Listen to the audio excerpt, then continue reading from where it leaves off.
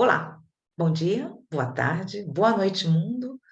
Hoje estamos com o nosso irmão Beto Gomes, de Minas Gerais, dia 18 de abril de 2022. Meu irmão, seja bem-vindo, gratidão, é contigo. Obrigado, obrigado. É conosco, todos juntos. Bom, pessoal, então nos encontramos aqui mais uma vez por estudo do Evangelho de Jesus à luz da doutrina espírita. E a gente está estudando Marcos capítulo 7. Aí já tem um bom tempo que a gente vai e volta, algumas palavras precisam ser revistas, outras olhadas. E a gente acaba, assim, vendo e interpretando algumas palavras algumas vezes e a gente percebe que a cada vez que a gente faz esse exercício, a gente tem um entendimento diferente, demonstrando que não é possível estudar e saber tudo, né, nessa condição. E aí, eu acho que a primeira coisa que a gente pode fazer é uma revisãozinha de leve. Porque a gente fica um tempo sem estudar e esquece algumas coisas. Vocês estão vendo a tela? Sim, Beto. Sim, boa noite. Boa noite, Marinete, bem-vinda. Obrigada.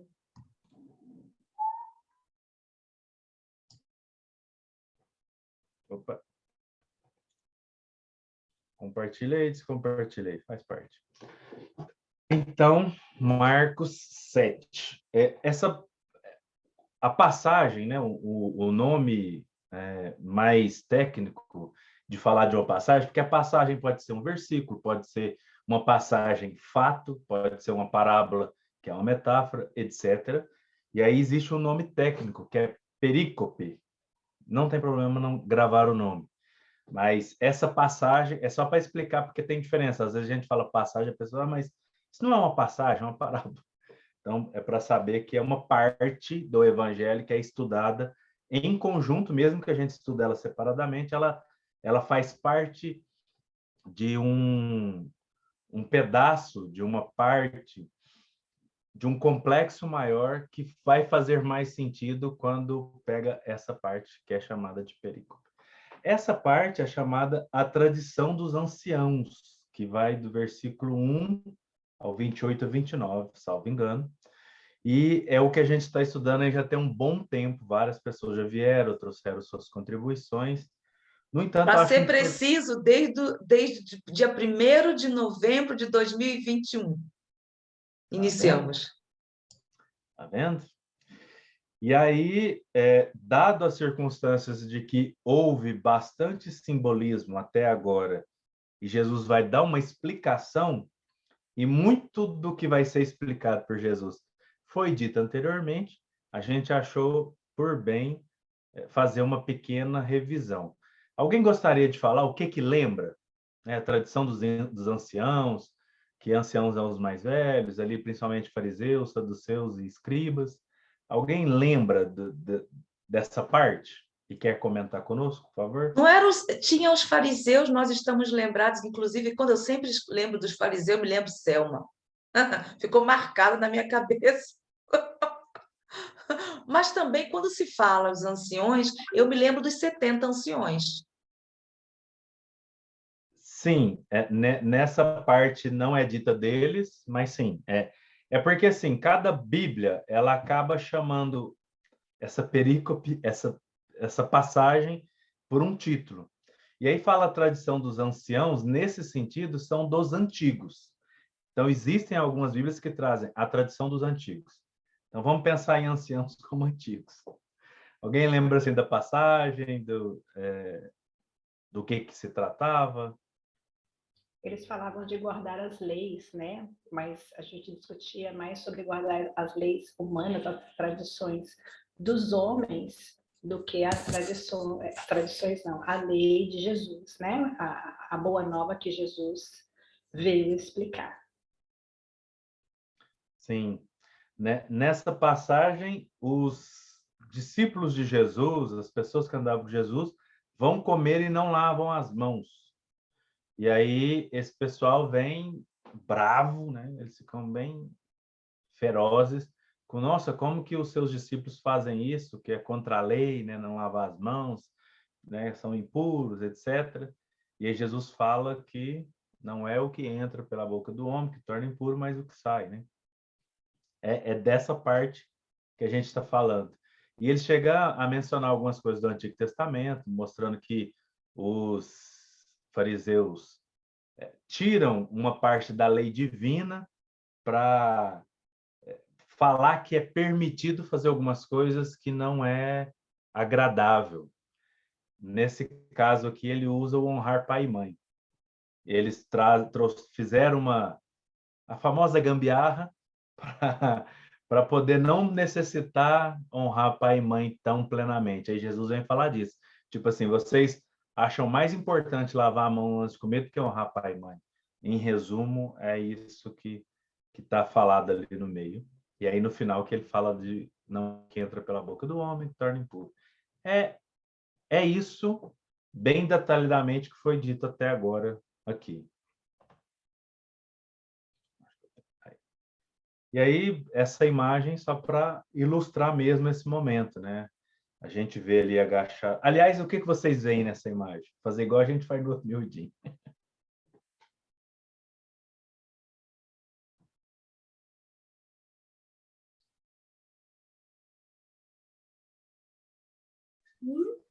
O que eu vejo assim, ó, os que estão embaixo são sentados, né?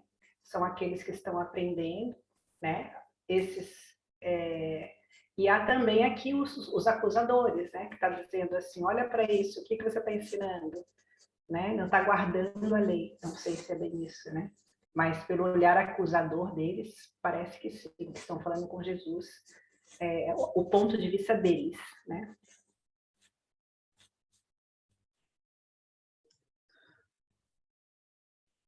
O que eu não sei é onde estão esses que estão aqui no círculo, eu não sei, tenho nem ideia de quem possam ser. Não tenho ideia, porque se ele está se referindo aos discípulos que estavam comendo com as mãos sujas, aqui tem 3, 6, não sei quem são.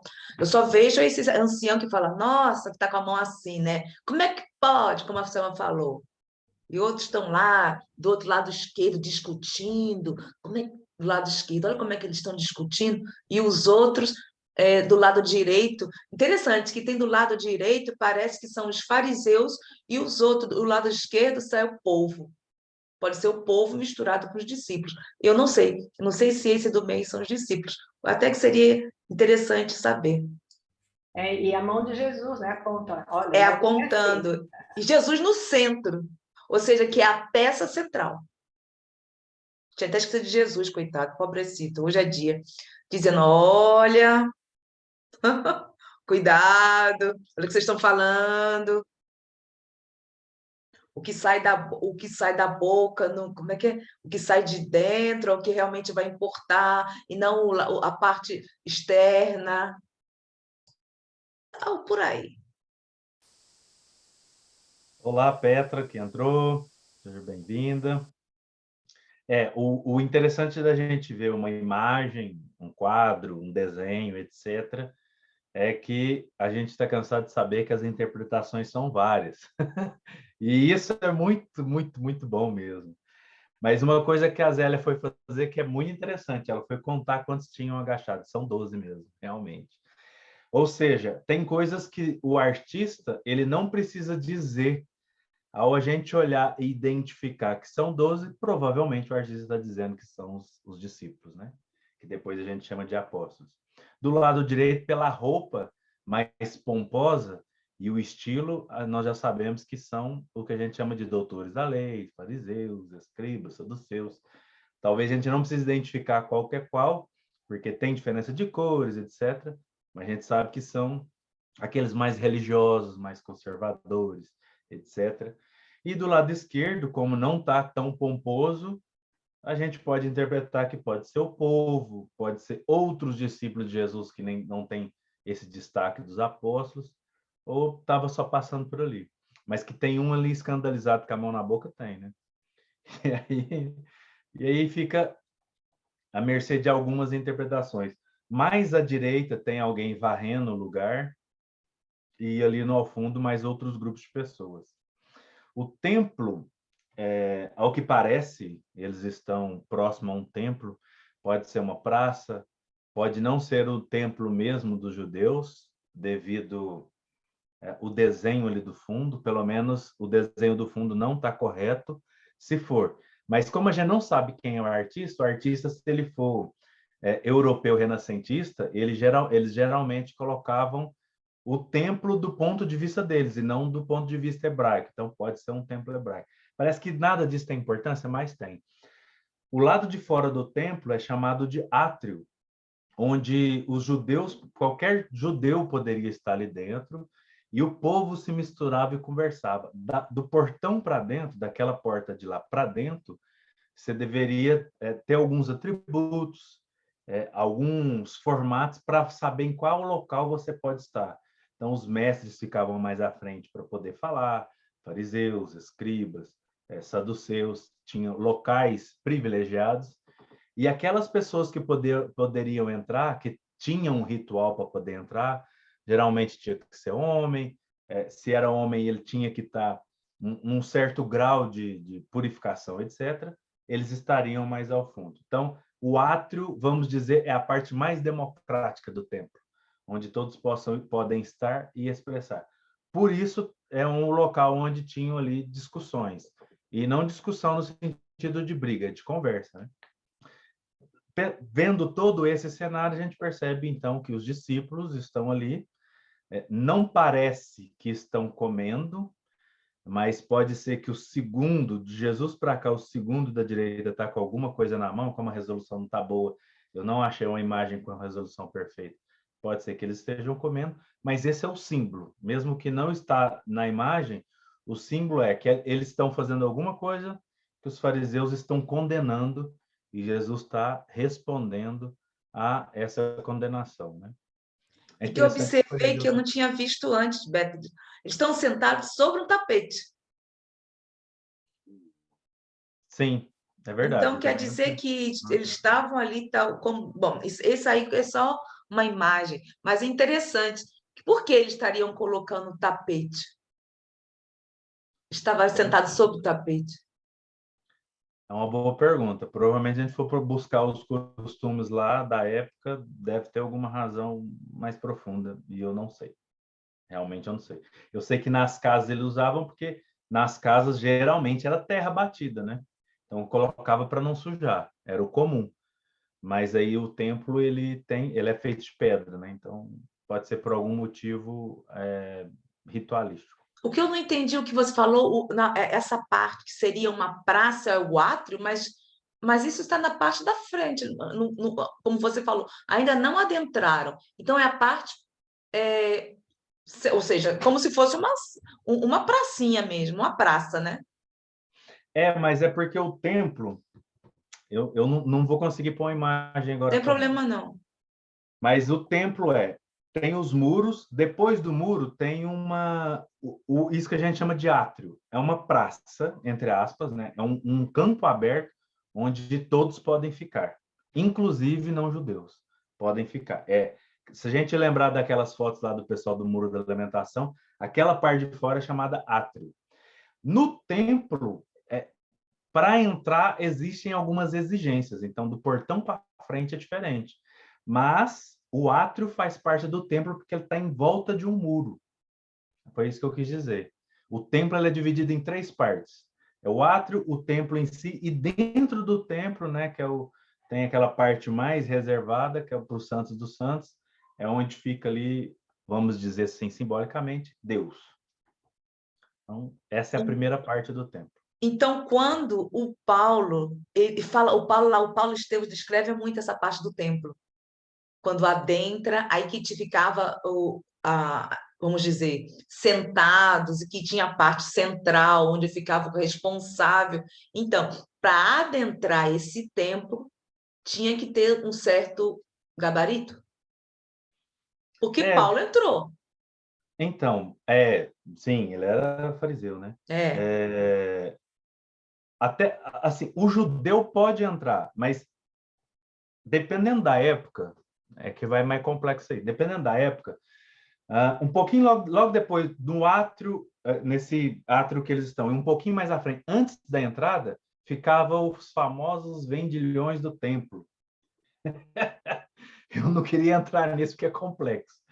Mas aí, para entrar, se você se acha que está em pecado, em alguma coisa equivocada, você teria que comprar ou levar um animal para oferecer em sacrifício. Por isso que eu falei que precisa de algumas coisas para entrar. Às vezes era o animal mesmo. Mas às vezes se você fosse um doutor da lei, um conhecido, um mestre, né, você poderia adentrar em outras circunstâncias. Então, variava de pessoa para pessoa. Privilégios não são coisas de agora, resumindo. Continuando, depois desse resumo, o bom de trazer arte que faz a gente pensar, né? E talvez fixar algumas coisas. Hoje será, então, versículo 17.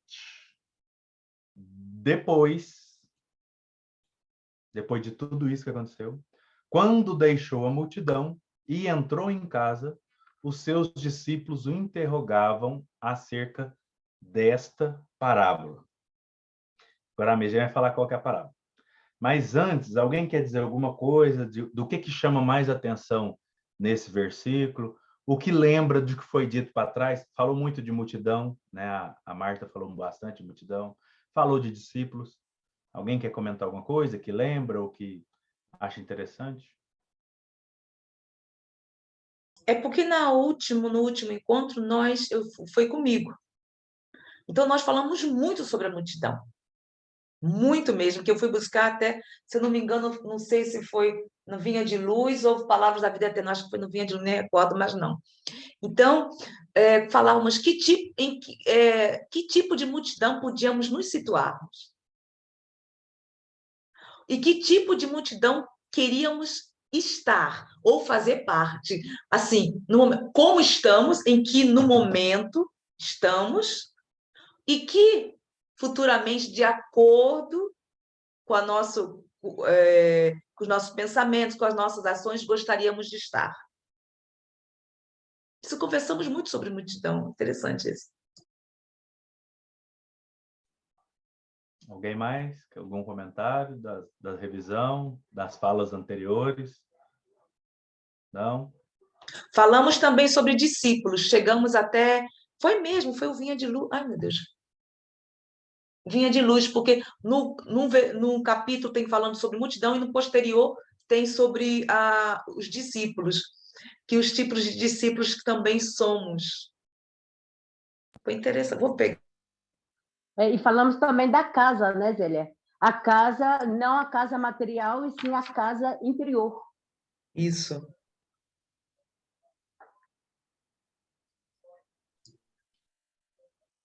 Isso. Que bom. É bom, a gente gosta de começar perguntando. Nas outras vezes não fizemos isso, mas dada as circunstâncias. Mas o ideal é que a gente converse um pouco a respeito do que foi dito até aqui, para a gente fixar mesmo, né? O mais importante é a gente estar aí fixando aquilo que nos foi importante. Então, depois, quando deixou a multidão e entrou em casa, os discípulos o interrogavam acerca dessa parábola. Qual parábola? Vou colocar ela aqui. 2 versículos acima, ele colocou: nada há fora do homem que entrando nele o possa contaminar. Mas o que sai dele, isso é o que contamina o homem. É essa parábola. E por que é uma parábola? Por que eles perguntam, mas isso é uma parábola? Porque lembra que a gente falou muito sobre que ele não está falando de alimento físico somente. Ele está falando também, mas não é somente. Porque qual que era a grande preocupação dos fariseus? Estarem comendo com as mãos sujas e isso fazer do alimento impuro. Não é a mesma ideia de higiene que a gente tem hoje. Então, é muito importante lembrar disso. Não é a mesma ideia. Então, ao ler o texto, né, a gente precisa se transportar para aquele tempo. Transportando para aquele tempo, a gente percebe que eles estão falando, que Jesus falou em forma parabólica, que é uma forma de metáfora. Então, depois que ele fala essa parábola, ele vai deixar a multidão, e aí a gente sabe que quando Jesus está com os discípulos, ele aprofunda muito o conhecimento.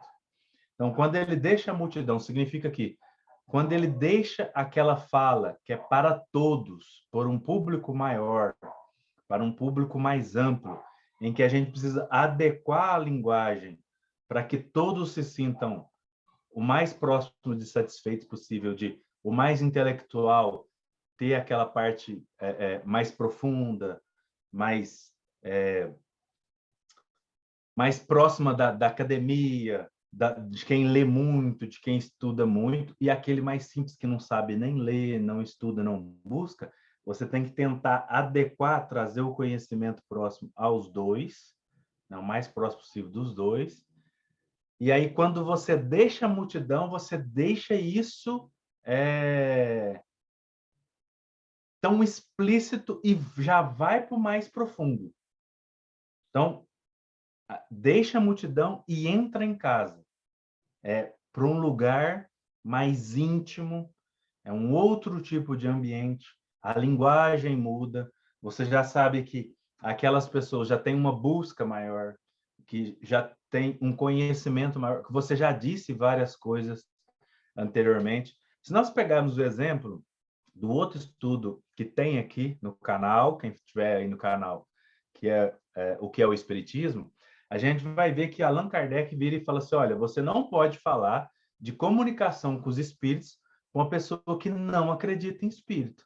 Ele ainda nem acredita no que é prévio, como que você vai dar o próximo ensinamento? Ah, porque acontece isso, acontece aquilo. Ele já não acredita. Então, cada coisa é gradativa. Quando a gente deixa a multidão de ideias, a multidão de pensamentos, a multidão de várias possibilidades, e entra no campo mais íntimo, que é a casa, nós necessitamos mudar a linguagem e aprofundar, principalmente quando são os discípulos que fazem a pergunta. Porque os discípulos, a gente sabe, que são pessoas que foram iniciadas e já entendem e compreendem várias outras questões muito mais profundas. Por exemplo, os discípulos já aceitam Deus, já ouviram muito esses discípulos aqui que a gente está vendo no versículo. Esses discípulos já ouviram muito sobre Moisés, ouviram muito sobre o Antigo Testamento, ouviram muito do que não está escrito, que é o chamado a Torá oral ou ensinamento moral. Existem vários outros nomes, mas são contos que foram passados de geração em geração e não está escrito na Bíblia. Então, eles já têm esse conhecimento.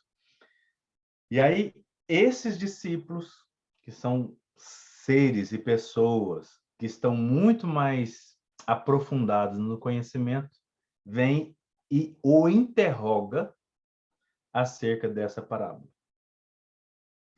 E está no plural, né? Interrogavam. Então, os discípulos interrogavam. Mais de um falou, mestre, explica para nós essa parábola. Ah, explica melhor isso.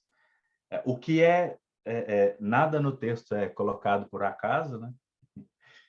O miudinho mesmo, a gente pode pegar só o depois estudar um tantão, o quando estudar um tantão, o deixou um tantão, que cada uma dessas palavras tem um significado profundo muito grande. E aí a gente precisa escolher algumas palavras para poder focar nelas, para que a gente aproveite cada vez melhor o estudo. E se a gente pegar uma parte do versículo para trás, ao contrário, a gente vai perceber uma coisa interessante.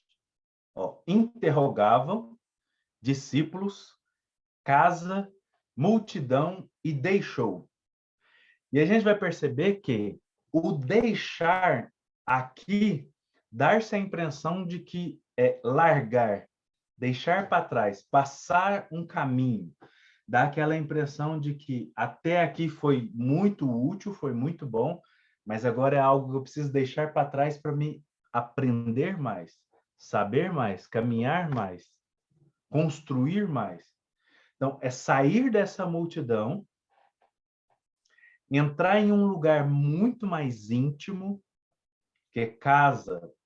A gente sabe que, por exemplo, o corpo é a nossa casa de manifestação no plano terrestre, no plano físico. Então, entrar em casa é algo mais íntimo. E dentro da nossa possibilidade mais íntima, daquilo que a gente busca mais, os nossos buscadores internos, que não é apenas um, né? Que são várias questões que a gente tem. Dentro da doutrina espírita, a gente sintetiza isso em ciência, filosofia e religião. Dentro desses buscadores, existem interrogações, existem perguntas de pormenores dos ensinamentos de Jesus e dos grandes mestres da humanidade. E essas perguntas, nesse caso aqui, fala assim, explica mais, fala um pouco mais sobre essa parábola. Como assim aquilo que entra no homem não pode contaminar, mas o que sai dele que contamina? Como algo que sai de mim me contamina? Você já está saindo. São essas perguntas que são feitas. Como que eu posso comer algo venenoso? Existe até hoje várias ervas venenosas naquele tempo também. Isso não pode só me contaminar, como pode me matar? Como? Nada há fora do homem que pode contaminar. Então, são as perguntas que geralmente nós fazemos, né? Porque a gente pega a parte literal do texto, são essas perguntas que os discípulos fizeram para Jesus naquele instante, estando dentro da casa. Como assim? Como isso se dá? Explica isso melhor.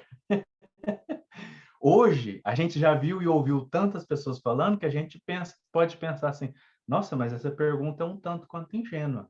Mas se nós pegarmos o nosso estudo aqui para trás, nós vamos perceber que, às vezes, nós que participamos do estudo, fizemos perguntas parecidas, que é algo que nos chama atenção. Como assim? Eu vou comer sem lavar as mãos? Não pode. É a primeira coisa que nos toca a sensibilidade. E aí é importante lembrar que não é isso que Jesus está falando. Não é sobre isso que ele está falando. Ele está falando além disso. Mas é importante lembrar que a pergunta é pertinente, é importante, é fundamental. E eles estão perguntando porque não entenderam. E o ideal para nós é perguntarmos quando não entendermos alguma coisa. Nós vamos aprender muito. E se não tiver ninguém próximo de nós, fazer pergunta para nós mesmos já é interessante, que é a proposta profunda aqui, né? Porque quando a gente sai da multidão, o que é multidão nesse sentido que a gente está trazendo? A opinião de todo mundo. Ah, certo momento alguém fez tal coisa e fulano agiu de tal forma. Qual a sua opinião sobre isso? A opinião dada continua sendo opinião, é multidão. Agora, quando eu entro dentro da minha casa íntima e busco dentro daquelas crenças mais profundas e pergunto, eu vou trazer talvez mais do que uma opinião. Eu vou trazer algo intuitivo que eu ainda não tinha pensado a respeito. Se eu estiver aberto à espiritualidade que estiver ao meu redor, vai conseguir trazer um elemento novo, né? Uma coisa nova. Nós já falamos aqui em outro momento, mas a gente gostaria de repetir. A gente recorda muito uma vez quando o Haroldo Dutra Dias, ele fala que vai em Israel e chega lá, tem várias pessoas falando acerca de uma interpretação bíblica. E começa sempre do mais velho ao mais jovem. E quando chega no mais jovem, e mais jovem, bem jovem mesmo, o mais velho vira para o mais jovem e diz assim, me surpreenda. É isso. É às vezes aquela coisa assim, que você está no meio de tantas opiniões, e aí você fica para um lado ou para o outro, opinião. Ah, beleza. Fulano, Beltrano, Ciclano pensa assim, e não sei quem pensa assado. É o momento de deixar isso em algum lugar, em um ambiente, entrar para dentro de nós mesmos, ok, e o que a espiritualidade que me assiste tem a dizer sobre isso? Não quer dizer que a gente vai conseguir ter uma resposta plausível, melhor do que as que tem aí, mas é dar essa oportunidade para nós, de entrarmos em um campo íntimo que nós visitamos muito pouco, como diz a poesia de Alta de Souza, no livro Parnaso de Além Túmulo. Meu irmão, tuas preces mais singelas são ouvidas no espaço ilimitado, mas sei que choras consternado ao silêncio da dor que te interpelas. Volve o teu templo interno e abandonado, a mais alta de todas as capelas. É esse templo interno e abandonado. É o templo. A gente fica tão preocupado com tudo, com a opinião de todo mundo, e o que todo mundo está fazendo, que a gente esquece desse templo interno. Essa capela abandonada, né? Onde o eu, o espírito reside, e aonde ele tem potências que muitas vezes a gente não percebe, não permite que elas se manifestem.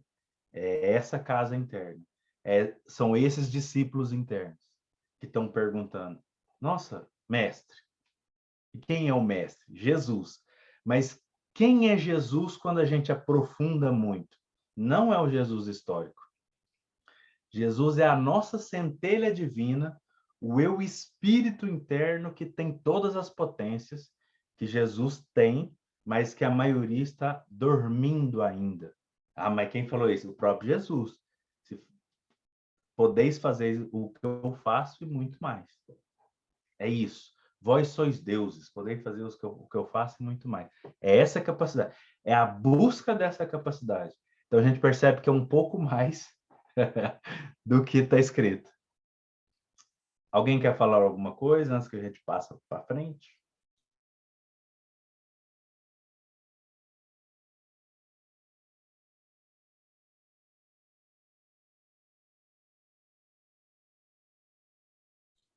Quer comentar, Zélia, de alguma coisa do que você pôs aqui no chat? Multidões, discípulos? Não, é porque eu fui buscar, porque quando eu falo alguma coisa, ficou muito marcante, ficou marcado sobre multidões e discípulos. E eu não sabia qual era o livro, aí eu fui buscar, que eu vinha de luz. Mas já havíamos. Não. Era só para deixar para o pessoal, para relembrar sobre esses temas. Obrigada. Por nada, que isso. Bom, então, continuando, a gente trouxe aqui uma referência do Vinha de Luz, que provavelmente é um desses aí seu. Cada homem é uma casa espiritual que deve estar, por deliberação e esforço do morador, em contínua modificação para melhor. Aí a gente percebe que quando a gente aprofunda, né, o Emmanuel vem trazer que cada palavra daquela tem um significado muito mais profundo e que cada homem ou mulher é uma casa espiritual. Aí pensarmos em nós como uma casa espiritual, nossa, olha quantas possibilidades tem. Porque a casa, por menor que seja, mesmo que ela se ela for de um cômodo só, geralmente tem mais de um, mas de um cômodo só, existem funções específicas em cada canto do cômodo. Há um lugar que vai ter um fogão ou um micro-ondas, há um local onde vai ter uma pia, uma torneira, há um local onde vai ter uma mesa, cadeira, ou um estofado, há um local, hoje em dia, onde a gente para assistir televisão, ou para mexer no computador, ou para ler um livro, há um local onde a gente vai descansar esse corpo, dormir, uma cama, etc. Então, se a gente for pensar em casa e ambientes, nós vamos perceber que em ambientes diferentes, nós fazemos coisas diferentes e que essas coisas, a proposta aqui é que elas estejam o mais interligadas possíveis para o nosso esforço, para a nossa modificação para melhor. É mais ou menos assim, hoje, a gente percebe que tem grandes mestres do pensamento, grandes mestres da ação, vamos chamar assim, vamos deixar desse jeito, mestres mesmo, que vão falar, por exemplo, se a gente tem uma dificuldade em ler, por exemplo, eu queria ler mais livros, mas não consigo. Isso é chamado hoje de procrastinação. Vou deixando para lá. Eu quero aprender uma nova profissão, mas não tem tempo, procrastinação. Eu quero aprender a mexer no computador melhor, mas procrastinação. Então, é quando a gente deixa de fazer o que precisa ser feito, deixa para depois, sempre dando uma justificativa que estamos sem tempo, etc. Então, procrastinação. Aí, o que eles nos ensinam? Se a gente quer mudar esse hábito, nós precisamos, primeiro, acabar com os hábitos que estão atrapalhando isso acontecer.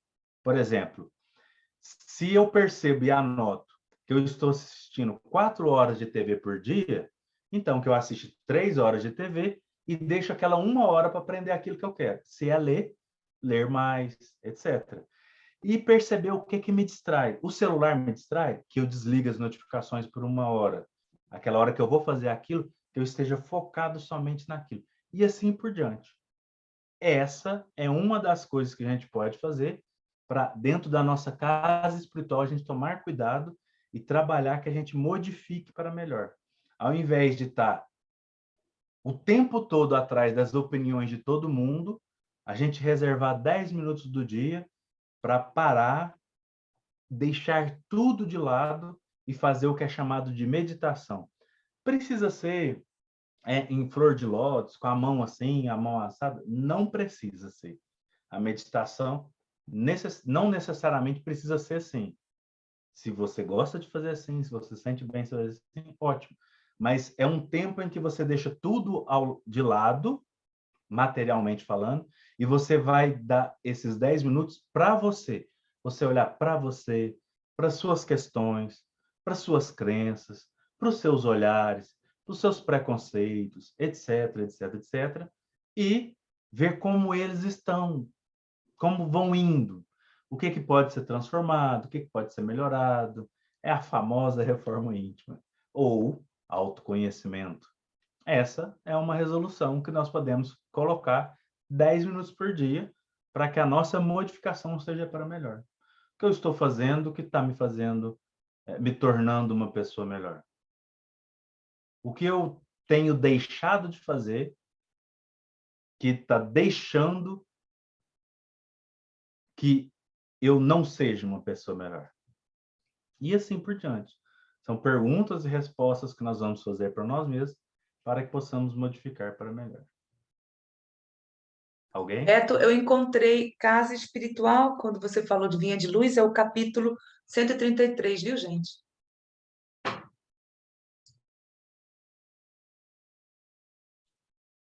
Alguma pergunta? Algum complemento?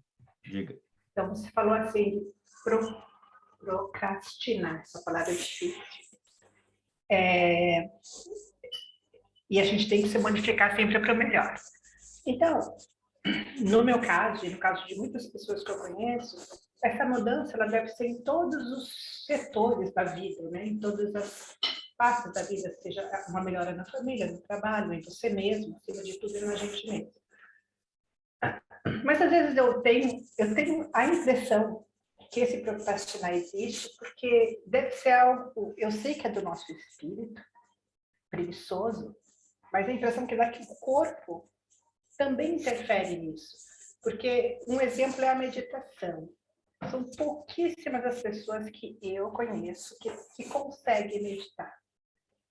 Eu tento várias vezes, eu medito, às vezes eu consigo, mas sempre há aqueles pensamentos que interferem, né? E você tenta parar de pensar naquilo, mas aí vem, sei lá, uma conta de luz para pagar, uma coisa completamente fora de contexto daquilo da sua proposta de meditação. Então, isso é a pergunta que eu faço.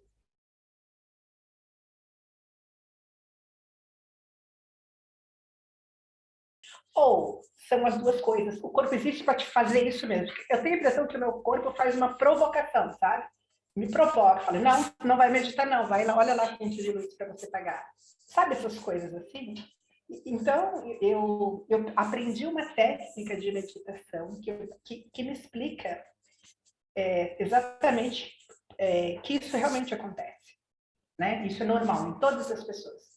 Mas, sei lá, tem hora que você fala, meu Deus do céu, é uma coisa que eu gostaria de ter como hábito, sabe? De vida.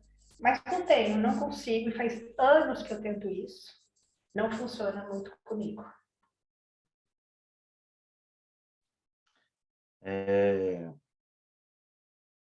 Eu tenho época da minha vida que eu consigo melhor me dedicar à meditação, e tem outra época que eu não consigo melhor me colocar a meditação em dia, de forma com que agrada.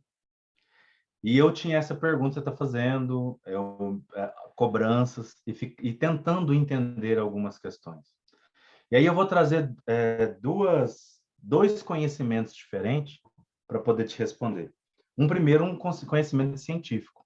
A neurociência diz que meditar é muito bom, mas existem formas diferentes de meditar, e a que a gente conhece, que é essa mais antiga, ela é a ideal, mas que talvez o mundo moderno possibilite poucas oportunidades dela se concretizar na vida de todos, por vários motivos. E aí, eu descobri que, segundo a neurociência moderna, a meditação não precisa necessariamente ser exatamente como a gente costuma fazer. Espera, agora eu vou sentar, vou num lugar isolado de tudo e de todos, no mais absoluto silêncio, colocar uma música gregoriana, indiana, etc., não sei quantos hertz, e vou parar e organizar os meus pensamentos, e vou ficar tanto tempo. Esse não é o único jeito. A neurociência diz que esse não é o único jeito. Se você tem uma vida agitada, aquela agitação grandiosa, aquela coisa louca, para assistir um documentário de 20 minutos sobre como as borboletas se proliferam na Indonésia. Nem sei se existe, é um chute. E você para e presta atenção naquilo, na beleza de como a lagarta vem, fica ali dentro, e você, ali naquele momento você está assim, nossa, como Deus é maravilhoso, olha, um ser daquele, isso é meditação. Isso é meditação. Porque você saiu do comum, do seu dia a dia, e passou a olhar para o profundo, que existem muito mais coisas sagradas do que a gente imagina, e a gente achava que só esse era sagrado. E apesar de ainda ser alguma coisa externa, você está visitando coisas internas. E se no final você fala assim, nossa, então dentro de mim é assim também? Existem coisas em mim que hoje não estão tão bonitinhas, tão legaisinhas, mas se eu coloco ela numa crisálida, em uma filosofia de vida, e espero o tempo certo, aquilo pode tornar uma linda borboleta, meditei. Porque eu peguei o que é comum e fiz ele sagrado. Inclusive, é uma fala de Jesus, que está dentro do nosso tema aqui, né? Pegou o impuro e se tornou sagrado. E isso é meditação. O Haroldo Dutra Dias também fala que meditação é toda essa possibilidade que eu tenho de sair de onde eu estou agora e mudar para uma condição melhor. Então, parece que é um pouco mais explícito, né? Se eu estou aqui mexendo numa coisa, aquilo está me fazendo muito mal. Não, estou vendo um comentário não sei quem falando não sei o quê, e aquilo está fazendo muito mal.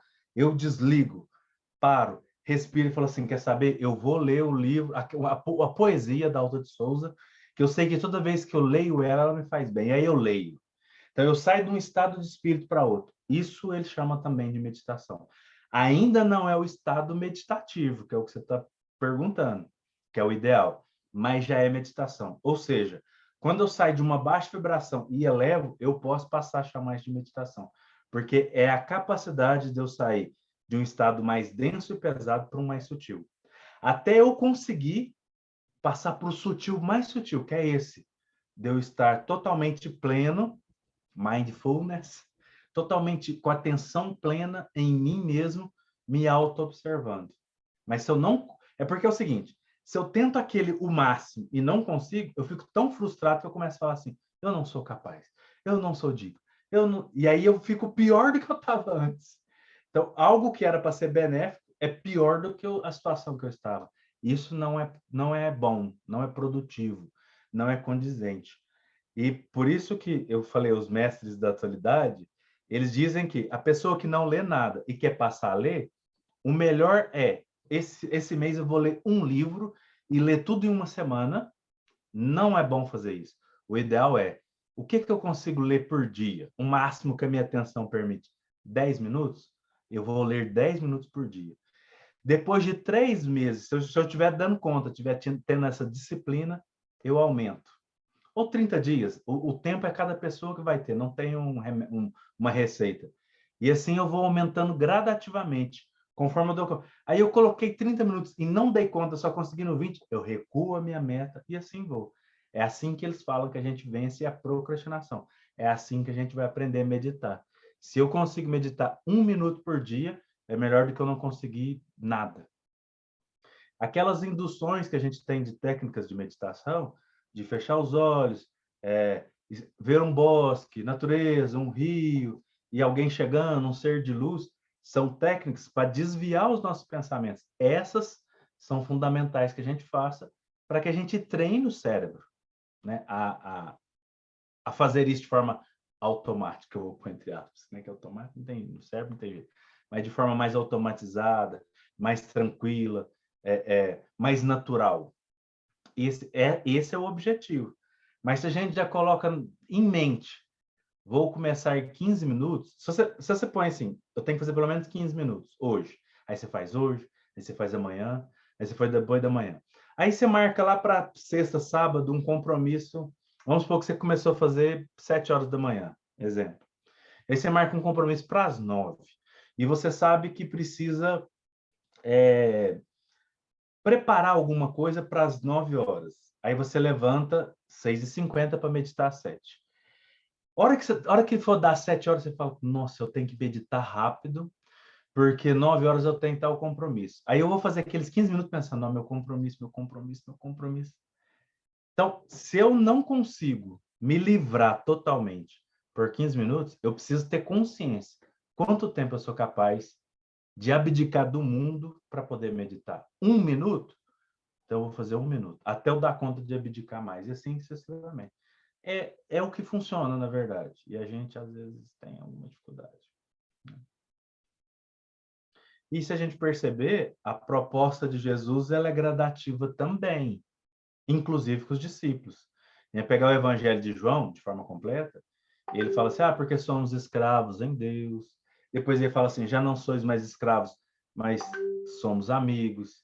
Já não somos mais amigos, mas somos filhos. E depois nos tornamos servos, porque o servo que que se vê filho, é porque ele se sente como instrumento. Então é gradativo. Todo conhecimento é gradativo. Por que a gente resolveu colocar de forma tão imposta assim?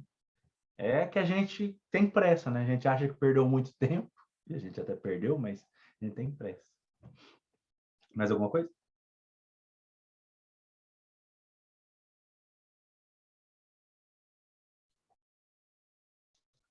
Então, que voltando para a nossa referência, né? Vamos continuar. Nós trouxemos aqui uma imagem que é atribuída à Santa Ceia. Mas por que a gente trouxe essa imagem com o exemplo do versículo anterior ali? É porque essa imagem é a que a gente tem no mundo moderno e ocidental de exemplo mais íntimo que Jesus teve. É nesse momento em que Jesus fala que vai ser crucificado, é nesse momento que ele fala que vai ser traído, é nesse momento que ele parte o pão pela última vez e fala e traz o vinho e fala, bebei que esse é o meu sangue, o pão, comei que esse é o meu corpo. Tudo isso é simbólico, né? Tudo isso é uma grande parábola, mas é nesse momento que ele traz revelações que até este momento ele não tinha dito nem para os discípulos. Então a gente trouxe essa imagem para a gente lembrar que a proposta do versículo anterior é isso, é nós darmos oportunidade de nos visitarmos internamente de tal forma que a gente ainda não visitou, a gente não teve a oportunidade de perguntar para o Pedro que tem em mim, fala, e aí, Pedro, você, cara tão destemperado, hora tá calmo, hora tá nervoso, hora tá bravo, por que isso? Como isso? Como a opinião de outra pessoa vem e muda você completamente, de tal momento você é chamado assim, foi o Espírito de Deus que te revelou, e logo depois fala assim, afasta-te de mim, Satanás, por que que você é tão intemperado assim? O Pedro que habita em mim, não o apóstolo Pedro. No mesmo instante em que você vira para o Judas que habita em mim, que é aquele meu inimigo interno, que tudo que eu falo, coloca as minhas metas e ele sempre me trai e faz ser diferente, aí eu viro e falo assim, a partir de agora eu vou ler um livro por mês, mas todo dia a Netflix me chama a atenção, então, nesse instante, é aquela coisa interna em mim que permite eu ligar a televisão e pôr na Netflix, no YouTube, na Amazon, qualquer um dos streamings aí, ou na TV, ou num reality show, ou na novela, enfim, programas que vão desviar daquilo que eu quero tanto. O programa é muito bom, me chama muita atenção, mas eu quero tanto ler um livro, eu quero tanto fazer tal coisa, eu quero tanto aprender tal atividade, eu quero tanto saber mais sobre os ensinamentos de Jesus, eu quero muito praticá-los no meu dia a dia, e às vezes não estou tendo oportunidade, porque esse meu inimigo, esse Judas interno, sempre me convida a fazer outra coisa. É olhar para dentro. Para cada um, né, desses apóstolos, desses discípulos, nós temos alguma ressonância interna para vários outros que a gente tem dentro de nós, nós precisamos cuidar. Essa imagem é para a gente deixar marcado na nossa mente esse olhar interno, né, de cuidado. O que está do lado direito de Jesus é atribuído a João Evangelista, né, que ele fala que coloca a cabeça no coração, no peito de Jesus, e fala, quem é, Senhor, que vai te trair? Quando esse João jovem, curioso, fofoqueiro em mim, chama tanta atenção que nada mais é importante. É esse momento íntimo. Mas eu preciso olhar, enxergar que eles estão ali dentro, aceitar que eles estão ali, para me poder fazer alguma mudança. E o que eu dou conta de mudar hoje? Um pouquinho eu vou trabalhar o Pedro em mim, o João em mim, o Judas em mim. O que eu quero trabalhar hoje? E o que não, por enquanto eu não quero. Se a gente não faz essa visitação íntima, a gente nunca vai saber o que realmente precisa transformar dentro de nós.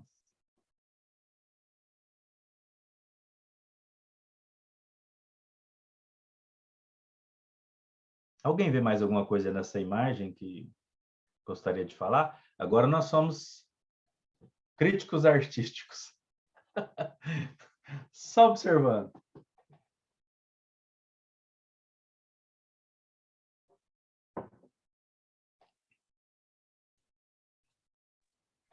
Beto, o que me chamou a atenção também nesse quadro, né?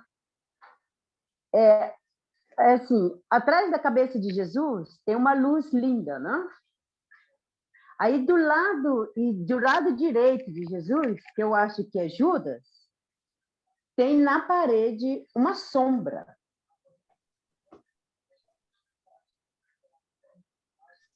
O que será isso? Não é? O que isso quer dizer? E quando você olha por trás dos outros, eles também têm uma sombra, mas a sombra deles já estão assim, mais clara do que a do outro que está do lado de Jesus. Interessante observação. Contando, tem só 11 apóstolos, o que nos indica que provavelmente Judas não está presente. Se só não tem está, 11, tem razão. Judas já saiu. Mas a observação sua é muito interessante porque a gente sabe que nesse tempo não tinha energia elétrica, né? Então não tinha uma lâmpada. E eram velas. Então tem uma vela provavelmente no centro, do jeito que está as sombras, né? A gente imagina que tem uma vela no centro, mas a luz de Jesus é tão forte que não permite a sombra. Isso é uma observação legal, bonita. Mostrando que a gente precisa acender a nossa luz, né? Nós Exatamente, somos né? como os outros aí. Vamos acender a nossa luz. Mais alguém quer comentar alguma coisa? Me chama a atenção o lado esquerdo, o meu lado esquerdo, que essa sombra, que é bem maior. Você vê como parece a cabecinha até inclinada e tudo? Que seria isso? Por que esta sombra está maior? Em que momento da minha vida eu me permito que as minhas sombras se tornem cada vez maiores? Olha por isso que é interessante, né? A gente começa a olhar e conjecturar, imaginar coisas bem mais profundas.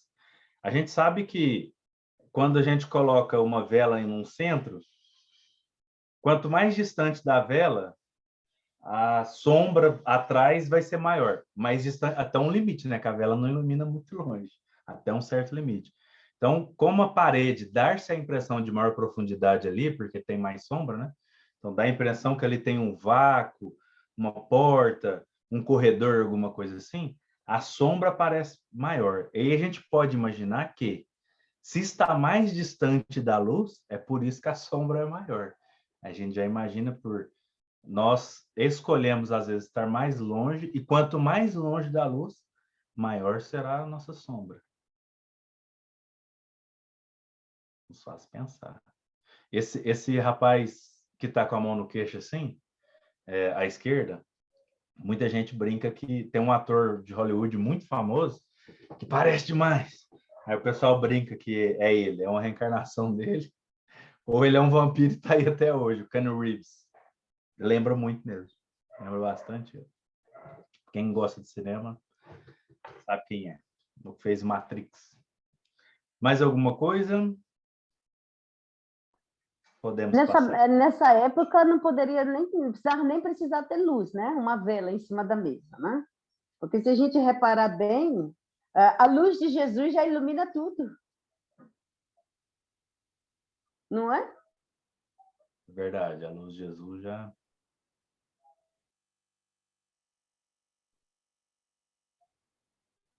Esse eu não entendi, não, Marinete, o que você queria dizer.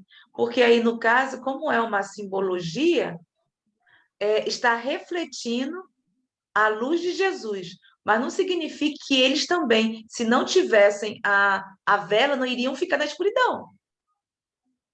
Não exatamente, Nazélia. Seria, no caso, eu pegaria aquela parábola, olhos para ver, não? Ouvidos para ouvir, porque, no caso, se você... Vamos supor, lá eles estão ainda no aprendizado, né? Exatamente. Se fosse assim, se eles estivessem assim, já bem sábios, aquela vela não seria precisa, porque só Jesus na mesa eles já veria, porque a luz dele já é clara o suficiente para ver.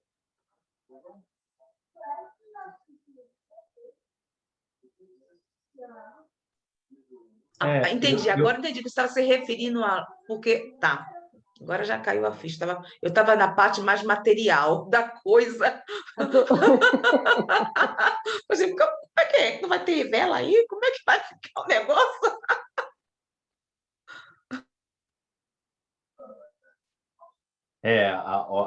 E assim, é interessante que todas as pessoas que retrataram em quadros esses momentos são do que foi dito ou do que está escrito na Bíblia. É importante a gente lembrar isso. Porque às vezes a gente olha uma imagem e pensa assim, foi exatamente daquele jeito. E aí a gente pode cair no grande engano, por exemplo, o Dan Brown, no livro e filme Código da Vinci, chega a falar que Jesus e Maria Madalena estavam juntos, todo mundo está cansado de saber dessa história. E essa história não é de agora, o Dan Brown não inventou ela. Se a gente for na primeira ou segunda epístola de João, no Novo Testamento mesmo, nós vamos perceber que lá tinha grupos de gnósticos que acreditavam que o corpo de Jesus não era físico. Está escrito lá. Então, tipo, não são ideias novas, são ideias antigas. No entanto, aí, porque o Michelangelo pintou, mesmo se ele tivesse pintado, apesar que não pintou, mas mesmo se ele tivesse pintado, não quer dizer que seja um fato verídico. É importante a gente lembrar é uma ilustração para a gente aprofundar um pouco mais, mas naquele tempo não tinha foto, não tinha filmador, etc. Né? Lembrar que a gente pode extrair o espírito da letra, então a gente pode extrair o espírito da imagem, o espírito da pintura, o espírito da escultura, dentro daquilo que é possível, tomando essas precauções da gente ir por caminhos que outrora já nos desviou do que era mais importante. E continuando, então, a gente vai até 3 e que hora? 20? Tá. Então, vamos tomar cuidado, porque agora só tem o outro versículo.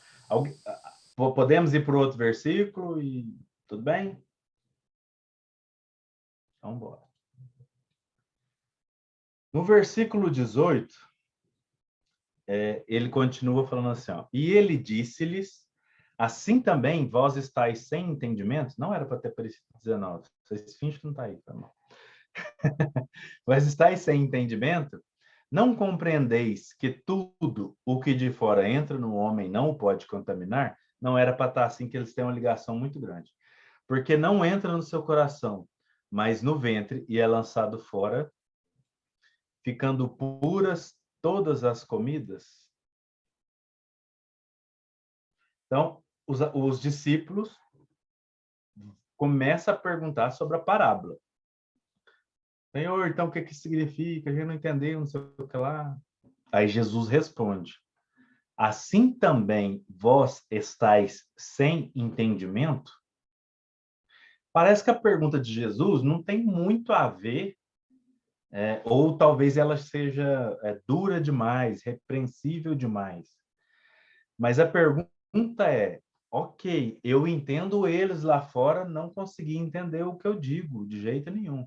Mas vocês andam comigo todo dia, me escutam todo dia, leem o que eu leio todo dia, refletem comigo todos os dias, e mesmo assim não foi possível entender, estão fora desse entendimento, aí dando aquela impressão, tipo assim, então vocês não estão me escutando, não estão entendendo? Assim também, vós está sem entendimento? Então, para vocês está sendo dado muito mais ferramentas, muito mais conhecimento, muito mais prática. Vós tem testemunhado tantas coisas muito mais belas, e mesmo assim, vocês também estão sem entendimento? Aí é uma pergunta profunda, né? Muda, né? E aí a gente vai parar para pensar em termos de doutrina espírita, nós espíritas, que somos muito mais questionadores, mais racionais, que buscamos o entendimento mais profundo das coisas, etc. Quantas circunstâncias aí no mundo, às vezes a gente tem uma dificuldade de entender e se revolta? Aí vem essa pergunta. Assim também vós estáis sem entendimento? Então acontece uma pandemia e vocês acham que Deus está castigando ou é o fim do mundo mesmo? Será que os irmãos de outras religiões que estão certos? O mundo está acabando mesmo. É o fim do mundo? Assim também vós está sem entendimento? É uma pergunta que cabe muito para nós. Acontece uma guerra e por mais hediondo que seja, e o quanto não deveria mais ter guerra, a gente causa uma revolta interna e talvez a gente comece a atacar pedras e agir como aqueles que nós estamos criticando. Aí vem a pergunta. Assim também vós estáis sem entendimento. Esses dias eu vi um comentário que mexeu profundamente comigo. Acho que toda vez eu venho aqui falando mais ou menos nesse sentido. Mas porque eu sou uma pessoa que eu me permito sentir muito. Eu tenho uma sensibilidade muito, muito grande. Mas aí a pessoa falou assim, desde que o mundo existe em termos de civilização, aproximadamente 10, 12 mil anos, não se tem notícia de um dia que não houve guerra no planeta Terra. Para pensar, tem guerra todos os dias há 12 mil anos. Arredondando aí, né? Nossa! Mas nós somos difíceis demais, né, gente? Porque lá no tempo da caverna era uma tribo atacando a outra. Depois, quando virou cidade, era uma cidade atacando a outra. Aí vira império, é um império atacando o outro. E assim por diante. sempre alguém estava atacando alguém por causa de poder, terra, dinheiro, riquezas, etc. Então, a gente percebe que é algo tão primitivo quanto o ser bárbaro. Então, é algo que já não deveria existir mais, mas também não deveria nos tirar do prumo, né? Causar a revolta improdutiva.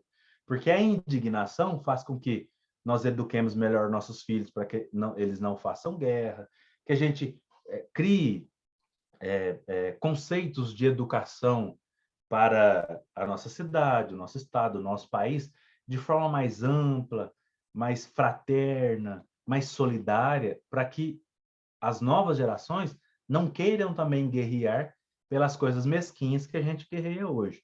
Ok, entender essa indignação, tudo bem, mas se revoltar e querer eliminar aqueles que ocasionam a guerra hoje, a gente está, infelizmente, reproduzindo a mesma coisa que a gente critica, que é o que geralmente a gente faz.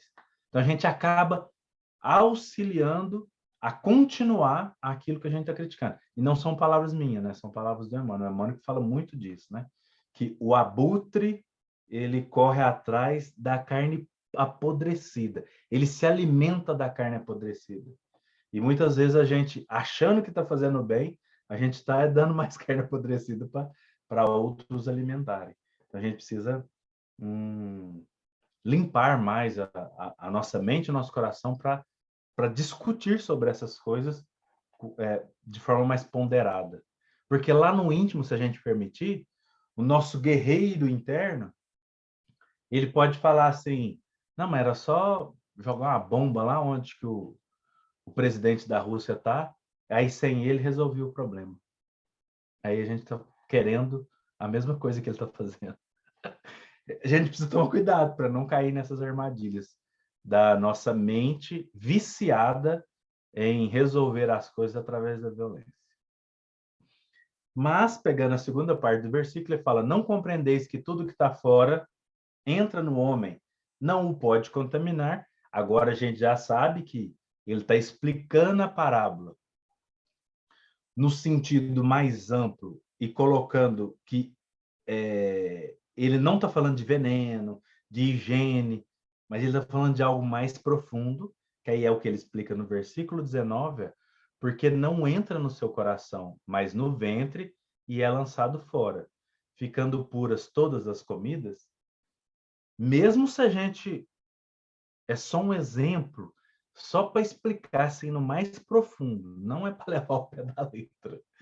Mesmo se um veneno foi ingerido e o corpo perecer, né, vamos supor que você toma um veneno sem querer e o corpo perece, você morre, desencarna por causa disso, se a sua mente, se o seu coração está limpo, se a sua intenção é pura, não entrou no seu coração. É isso que ele está falando, de forma mais profunda. Vamos pegar um exemplo do mundo antigo que a gente conhece. Sócrates. Sócrates foi obrigado a tomar veneno para morrer, né? Não foi um suicídio porque ele quis, né, se suicidar. Foi uma punição. Então, ele toma cicuta e morre. Mas ele falou que não permitia isso o contaminar, no sentido de, tipo, vocês matam o corpo, mas fica a ideia. É nesse sentido. Não, o exemplo do Sócrates me salvou, para ser melhor entendido. É esse o sentido que ele vem trazer. Que tudo que entra é lançado fora de algum jeito, de alguma forma, né, para um lugar. Acho que tem algumas traduções até que usa lugar escuso, ou é em Mateus. E aí ele fala assim, ficando puras todas as comidas, ou dependendo da tradução, alimentação, alimentos. E aí aqui vem um conceito também profundo que nos escapa algumas coisas. Naquele tempo, e para muitos judeus ainda hoje, alguns certos tipos de alimentos são considerados impuros por serem contaminados, não no sentido que a gente entende de bactéria, é de ser impuro, contaminado por coisas ruins, nocivas, e que é proibido a alimentação. O mais famoso de todos é, por exemplo, porco, né? Carne de porco. É proibido comer, é uma carne impura, não pode comer. Quando ele coloca ficando pura todas as comidas, Ele está trazendo essa ideia de que tudo que é vivo, que Deus trouxe, é puro. Pode não fazer bem para o corpo. Na dosagem errada, pode até matar. Mas não é por isso que se torna impuro. É puro. O seu corpo só não pode se alimentar dele, mas é puro. É essa ideia de pureza, de que a criação, tudo que o Criador fez é puro. Essa é a ideia que ele vem trazer. De pureza na essência da criação. Remetendo lá ao Gênesis capítulo 1. Então, Deus fez os céus e a terra, Deus fez a luz, Deus fez, no sexto dia, ele vem e faz os répteis primeiro, depois os animais e depois o homem. Faz tudo num dia só.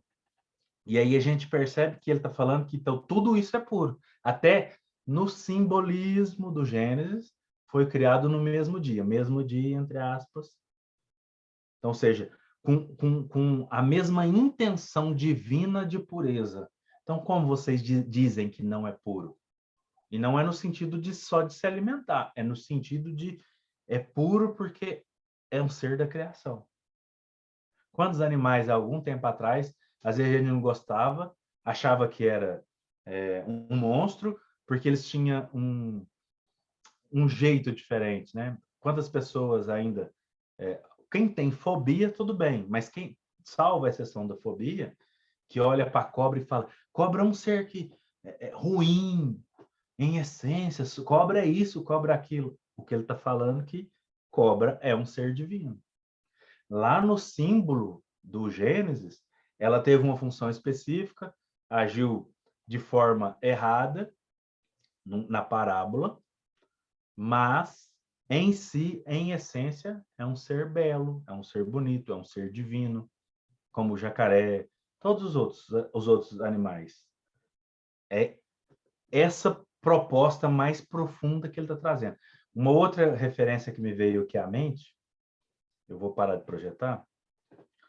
Outra referência que me veio aqui à mente é que quando a gente vai lá no Antigo Testamento e vai ver a história de Caim e Abel, Caim oferece, eu lembro que eu já citei isso aqui, mas Caim oferece os grãos e Abel oferece a gordura do gado. E Deus se felicita, se alegra, prefere a oferenda de Abel, tudo isso é uma parábola, é um símbolo, e não o de Caim. Isso gerou ciúme em Caim, Caim mata Abel. Então, quando Jesus coloca assim, tudo é puro, né? Puro todas as comidas, ele está resolvendo esse problema. Não tem um melhor ou pior. Então, tirando do simbolismo, é isso que ele está querendo dizer. Não é porque você age de determinada forma que você é melhor do que o outro. É da criação, é criatura divina, todas as criaturas divinas são puras. É essa ideia que ele está trazendo. Ficou claro isso aí? Quem quer comentar alguma coisa? Não, ninguém quer comentar nada. E olha que eu trouxe pouca coisa pensando que iria comentar mais. Então, faltam 7 minutos. Eu vou projetar de novo aqui mais uma. Hoje eu estou artístico.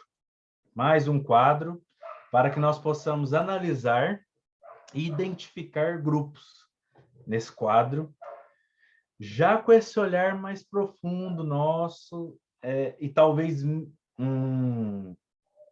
menos externo, mais interno. Vamos lá.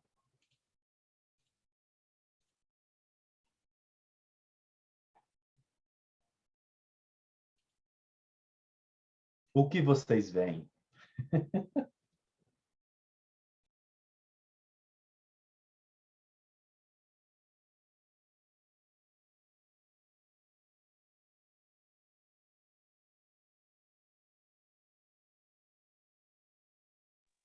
Essa aí não é a passagem, Beto, que Jesus libertou o menino que estava assim, vamos usar a palavra de antigamente, demoniado?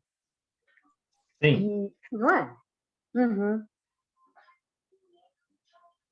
que Jesus até falou que os discípulos do rapaz, o pai do menino falou que os discípulos já tinham experimentado, né, libertar o filho dele e não tinha conseguido.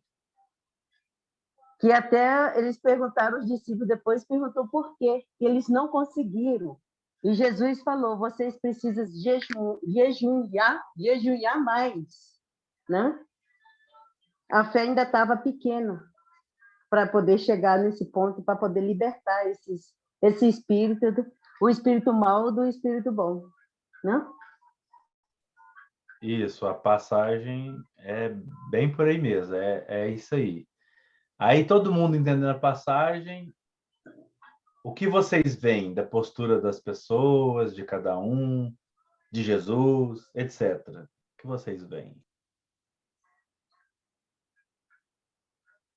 Bom, aqui a gente vê também, né, são várias pessoas, cada um, vamos dizer, cada um fala uma coisa, a blasfêmia, o outro a fé em Jesus, né?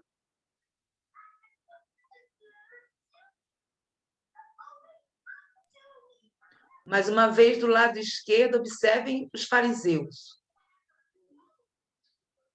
Para mim, são eles, que estão completamente, como estão de vestido, completamente diferente.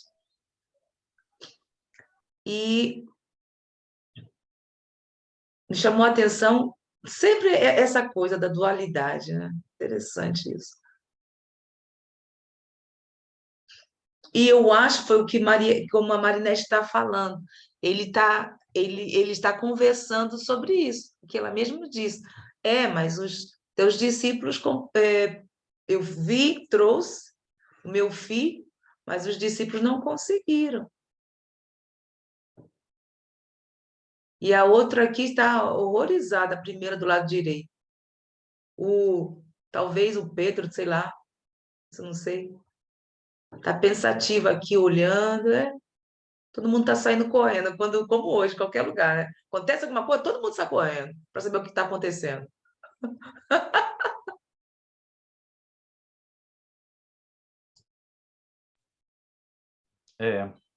Agora, pegando o conceito do que a gente está vendo em toda a passagem, existe uma multidão. Dentre a multidão existem os discípulos. Dentre os Sim. discípulos, há Jesus, há alguém que precisa de ajuda, há digamos, intermediário. Então, tudo que tem na nossa passagem tem aqui explícita. De alguma forma ou de outra está explícito aqui. Então, tudo isso pode ter dentro de nós também, né? Quando eu olho, eu penso assim,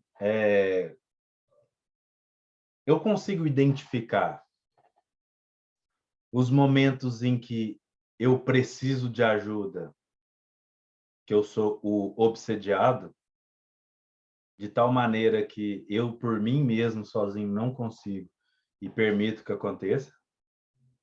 Eu sou aquele que, quando me coloco à disposição para ajudar e não conseguindo, que é o rapaz que está agachado, com a roupa bem riscada, bem, chama bastante atenção, né? Está quase no centro da imagem, está quase tão no centro quanto Jesus, que tal o que precisa de socorro no centro, Jesus quase no centro e ele quase no centro.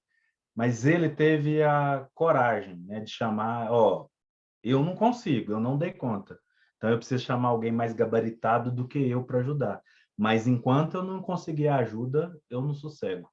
Eu tô aqui, não consigo ajudar o suficiente, mas sei quem pode. Alguém faz uma pergunta, eu não sei a resposta disso, mas sei quem pode responder.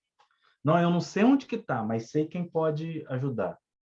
Então esse é aquele discípulo mais empenhado, digamos assim.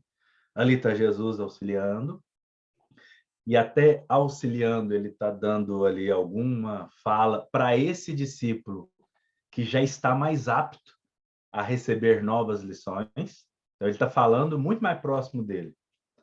Do lado direito tem outros discípulos, tá? A mulher bem desesperada com o acontecido, então provavelmente ela não consegue escutar o que Jesus está fazendo, não vai perceber o que está acontecendo.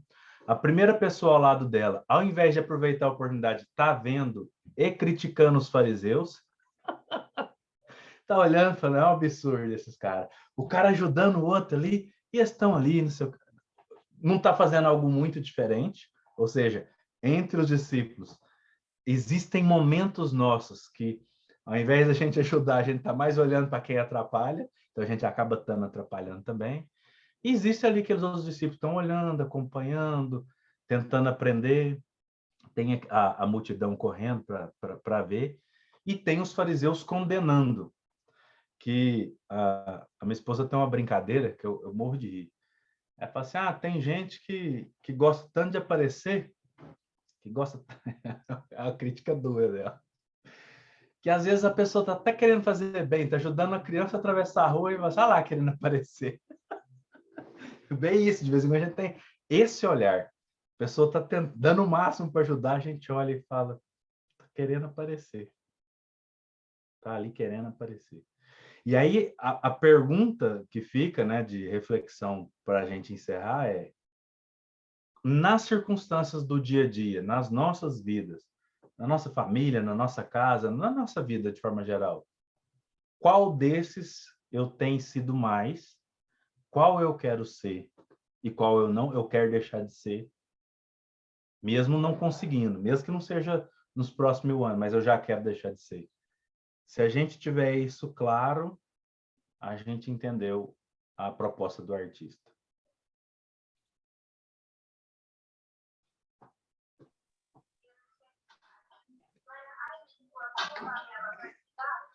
Ficamos no versículo 19, não foi isso, Beto? Né? Acabou, terminamos o 19, né? 19. Vai ser o 20. Certo. Então, alguma pergunta, gente? Anete? Não, eu achei muito interessante isso que Beto colocou, porque muitas das vezes a gente passa por tanta dificuldade e nós temos nem coragem de chegar para uma outra pessoa, ou para um amigo, e pedir ajuda, sabe, Jenny? Porque a gente fica lá com aquele orgulho, né? Eu vou conseguir, e na verdade a gente não está conseguindo. Mas a ajuda também não pede, né? Isso é muito interessante. Eu agradeço, Beto. Muito obrigada. Petra está trabalhando ainda, está no trabalho, né, Petra? Então, ela está no trabalho ainda. Selma, alguma coisa? Demos...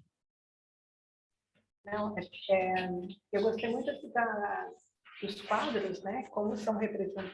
A gente consegue ver, né? De outra forma, não é só pelo texto, como a gente encontra todas as informações das palavras de Jesus. Eu confesso que com esse último quadro, eu não entendi. Primeiro que eu não reconheci Jesus, sabia? Eu achei muito diferente, porque você está acostumada com uma imagem, e aí você vê uma completamente diferente, totalmente europeu. E eu, nossa, quem é esse? Mas, enfim, foi bem interessante, sabe? E aí a gente reconhecer, né? Através dos quadros, né? Da arte, os nossos eu, né? Os nossos outras Selmas, todas as Selmas que existem. Foi muito bom. Ok. Ok, peraí. Ok, tá certo. Tá certo, Petra. Maria Helena, alguma coisa para finalizarmos? Não, tudo ok. Então tá. Então, vamos parar aqui com a nossa gravação. Agradecemos a todas e a todas. Até lá, até o próximo encontro.